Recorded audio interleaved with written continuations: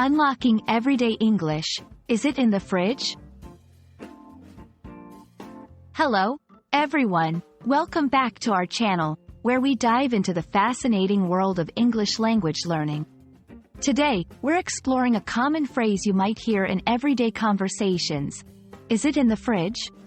This simple question can unlock a lot of understanding about asking for and locating items in English.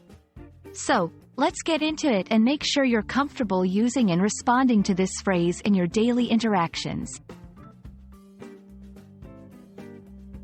Is it in the fridge? Is a straightforward question that combines a few key elements of English grammar and vocabulary.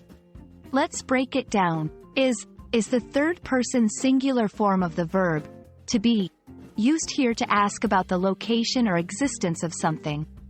It is a pronoun that stands in for the object or item being asked about. It's used when the speaker and listener both know what it refers to. In the is a prepositional phrase indicating location. In tells us the item is inside or within something, and the is a definite article specifying a particular object, in this case, the fridge. Fridge is a colloquial term for refrigerator, a common household appliance used to keep food and drinks cold. This phrase is useful in several contexts, primarily in domestic settings or when talking about food and drink.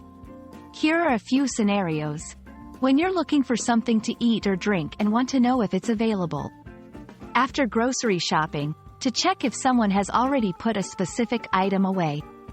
In shared living situations, like roommates or family, to ask if there's still some of a shared item left. Understanding when to use, is it in the fridge, can help you navigate social situations more smoothly, showing consideration and awareness in communal living environments.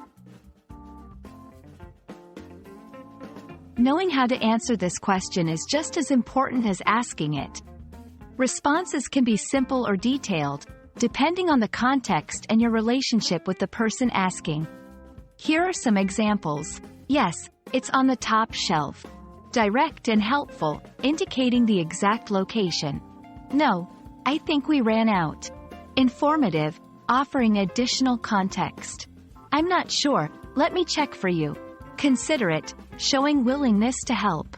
Practicing these responses will help you engage more confidently in English conversations, whether you're the one looking for something or helping someone else find it.